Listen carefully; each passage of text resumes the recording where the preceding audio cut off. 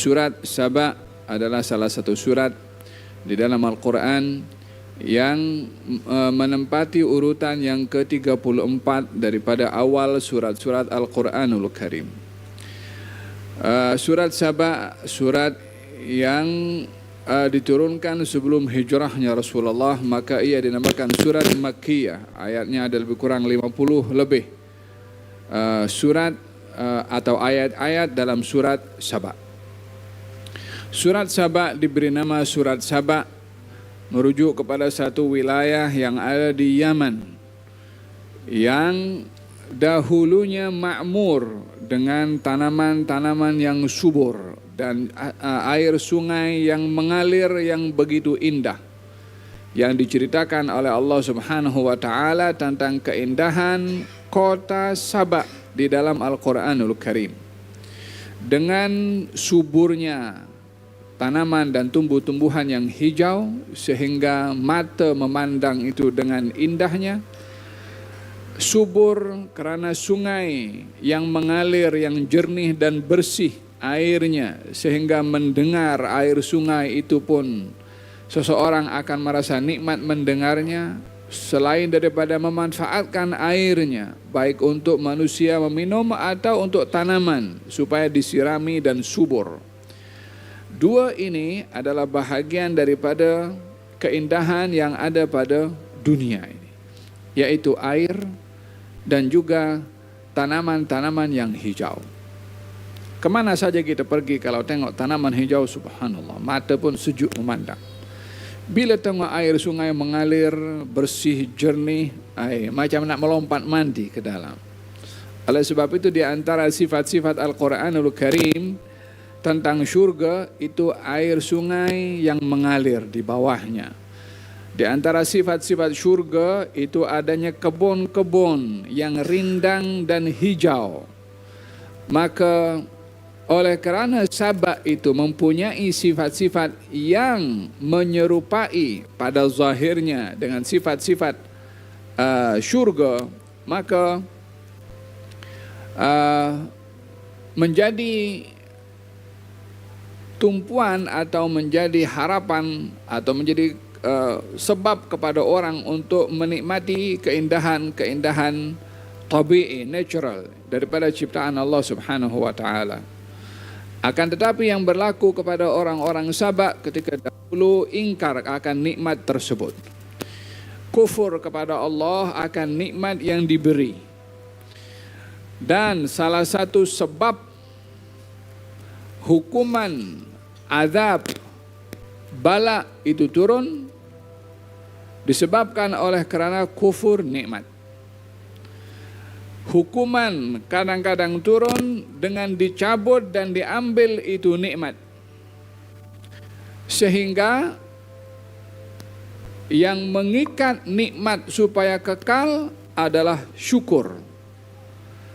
Yang menjadi sebab nikmat itu boleh dicabut dan diambil balik adalah kufur. Kufur di sini adalah kufur nikmat.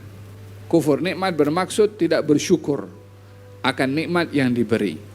Idza kunta fi ni'matin fara'aha fa innal ma'asi tuzilu an-ni'ama. Kalau kamu mendapat nikmat, maka syukurilah nikmat itu. Kerana maksiat kamu terhadap nikmat menjadi sebab nikmat itu boleh diambil balik oleh Allah Subhanahu wa taala. Nikmat diambil balik tidak semestinya orang itu kehilangan nikmat tersebut. Ada kalanya nikmat itu diambil balik dengan tiadanya barakah pada nikmat tersebut walaupun kekal wujud ada kepada dia. Seperti nikmat mata, orang melihat itu adalah nikmat. Tapi berapa kali kita gunakan mata ini melihat hal yang haram. Lalu tidak diambil oleh Allah Subhanahu wa taala penglihatan ini sehingga menjadi buta.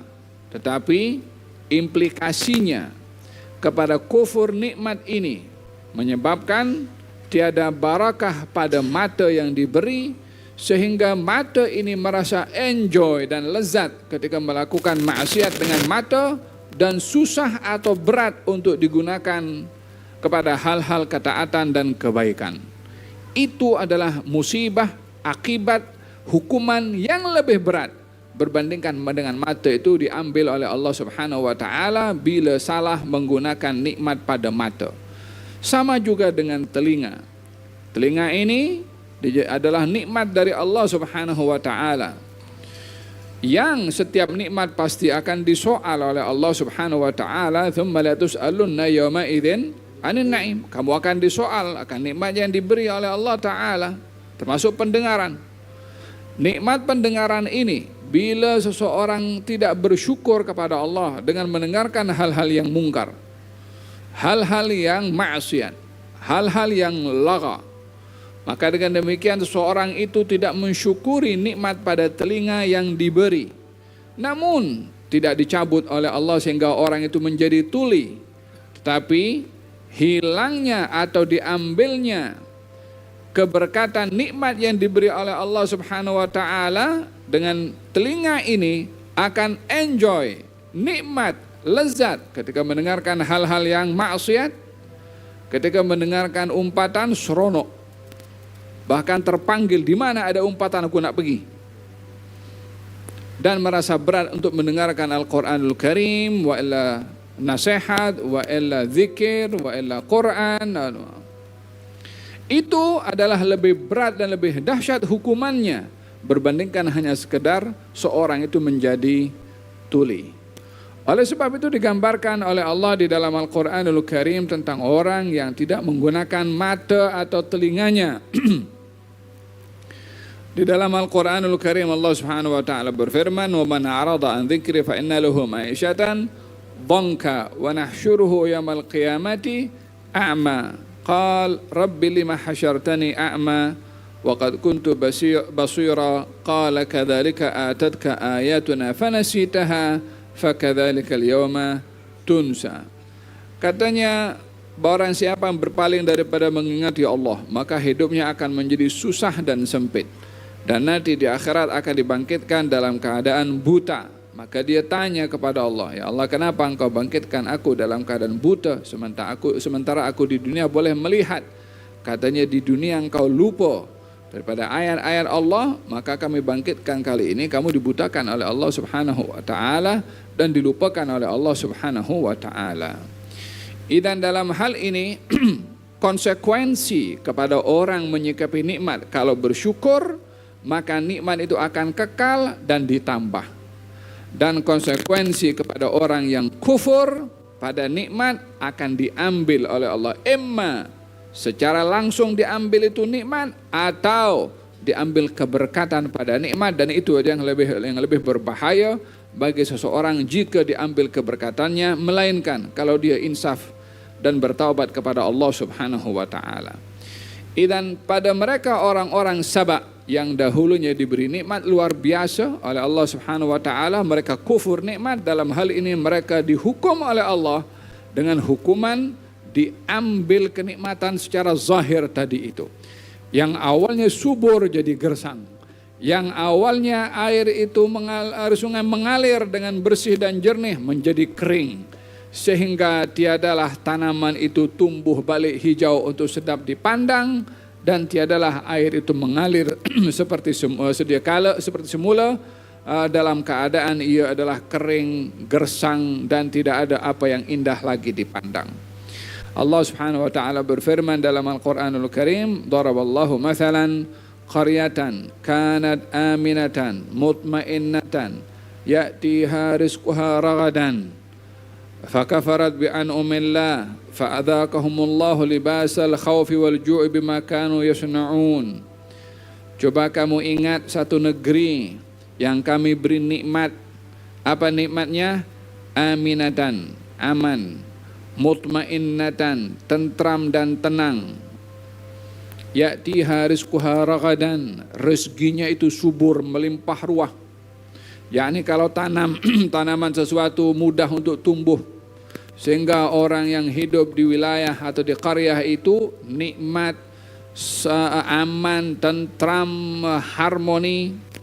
Fakafarat bi'an'umillah, mereka punya masalah kufur akan nikmat Allah Subhanahu wa taala. Apakah nikmat yang Allah kasih? Nikmat aman dan nikmat rezeki. Mereka kufur dengan nikmat aman, mereka kufur dengan nikmat rezeki. Maka Allah ambil itu aman sehingga menjadi kacau, Allah ambil itu subur sehingga menjadi mereka kebuluran. Fa'adzakumullahu libasal khaufi wal ju'. Allah pakaikan, Allah rasakan kepada mereka pakaian daripada lapar dan juga takut. Mereka kufur nikmat aman, Allah hukum dengan takut, lawannya opposite dia. Dia kufur nikmat makanan subur, Allah hukum mereka dengan lapar, sebab mereka kufur dengan nikmat Allah Subhanahu wa taala. Lihat dikatakan bahwasanya asyukru qaidun lil mawjud wa saidun lil mafqud. Syukur itu umpan. Syukur itu pengikat kepada nikmat yang ada dan umpan kepada nikmat yang belum ada. Ini syukur itu pengikat yang ada, yakni yang ada akan kekal, dan umpan kepada yang belum ada menjadi sebab untuk mendapat apa yang belum dia dapat. Itu syukur. Tapi kufur, ia akan menjadi sebab hilangnya atau diambilnya nikmat yang diberi oleh Allah Subhanahu wa taala, wal iyadu billah. Demikian surat Saba diberi nama surat Saba.